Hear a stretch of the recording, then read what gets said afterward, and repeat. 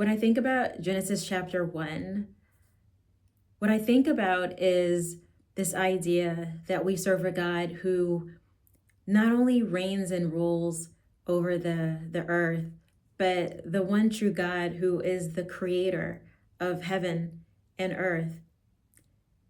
When I see this, I see that the world was formless and empty. And out of that formless emptiness, we serve a God who created something. The Spirit of God was hovering over the waters. And God used his words, his powerful words, and he commanded that there would be light. God said, "Let there be light." And there was light. And this is the power that we work with when God lives inside of us.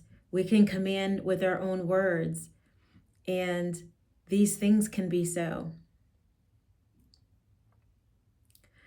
When I think about Genesis chapter 1, I think about the power of what God did and how he did it, and how he needed nothing and no one to do it. He called light out of the darkness. He created the day and he created the night. When we struggle in life, a lot of times we may enter a season where it feels dark, but we must remember that God is there, and he's the God that can call light out of the darkness. And this is part of what we can remember.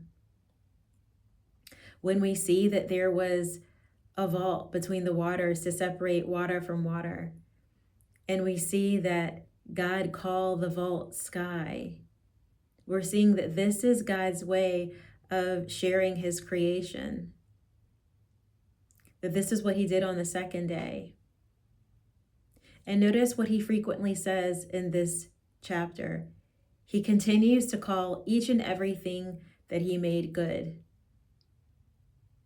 He talks about the fact that the land was good, that he allowed the land to produce vegetation, seed-bearing plants, trees, land that was able to bear fruit. We are talking about barren land that had nothing, and God called vegetation into the land.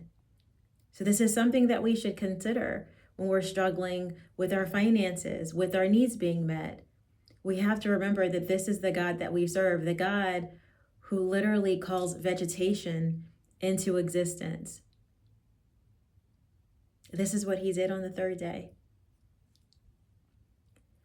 He talks about this idea that there was light to govern the night. He made the stars.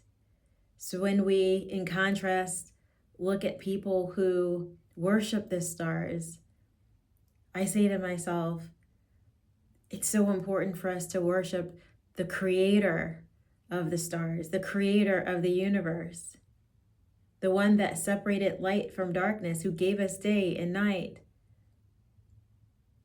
the one who separated waters from waters.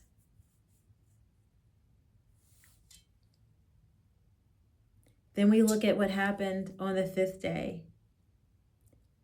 This is when living creatures came into existence. God allowed birds to fly above the earth across the vault of the sky. Each time I see a bird, this bird just knows how to fly. He knows how to shelter himself from the wind, from inclement weather. These are creatures that have been cared for since the beginning of time, and God was there to ensure that their needs were met. How much more will our God, who serves us lovingly, how much more will our God take care of us if he takes care of the birds of the fields? He allowed every winged bird according to its kind. And then he said, it was good. Notice that in verse 22, God says, God blessed them and said, be fruitful and increase in number and fill the water in the seas. as he spoke about every creature in the sea. And let the birds increase on the earth. And there was evening and there was morning on that fifth day. So we see that God created all of these creatures that we see. And it's something that we shouldn't take for granted, that God created all of these creatures for us to see. These are all part of God's creation. The living creatures that God created, the livestock, the wild animals. When I look and see all of these things, God saw them and God said to himself that this is good. And then finally he got into mankind. And in verse 26, he says, let us make mankind let us make mankind in our image and in our likeness. And here's the interesting part. He says that they may rule over the fish in the sea and the birds in the sky and over the livestock and all the wild animals and over all the creatures that move along the ground. This is God's perfect design, that he created us in his image, that he created us male and female. And not only that, but he created us in a way that we were living in dominion. We were woman made for man, and animals were created in a way that man had dominion over them. God blessed creation, and he said, be fruitful and increase in number and fill the earth and subdue it. Rule over the fish in the sea and over the birds in the sky and over every living creature that moves on the ground. This is the first thing that God said. Subdue it. Rule over it. And this is what we have to remember throughout our day-to-day, that this is how God designed us to rule over, not to be ruled over, not to be in bondage, but God created us to rule over.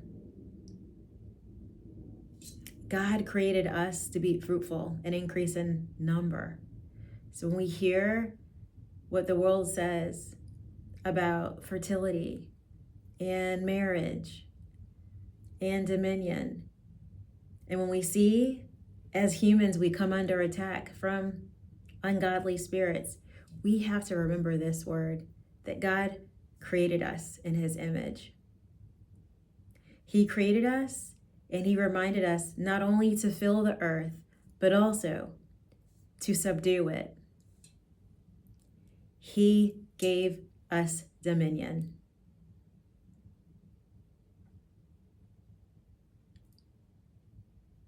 Look at what God said.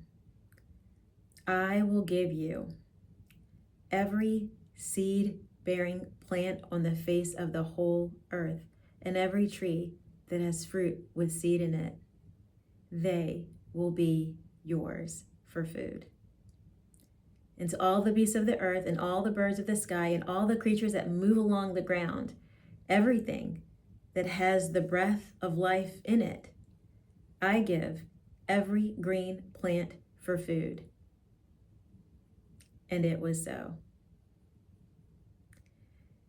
And all that God made was very good. This was God's order. This is what God gave us. Every seed-bearing plant on the face of the whole earth. He gave us all of his goodness. He gave us power to walk in, but he did give us a command to fill the earth, and he also said to subdue it. So if you're in a season where you're under attack and where you're feeling alone, remember that God created you in his image. And he didn't just say that you just have dominion. He said that we did need to fill the earth and subdue it. This is an action word. And when we come under attack, we do have to battle those things. But we do have dominion over all wicked things. I'll see you in the next chapter.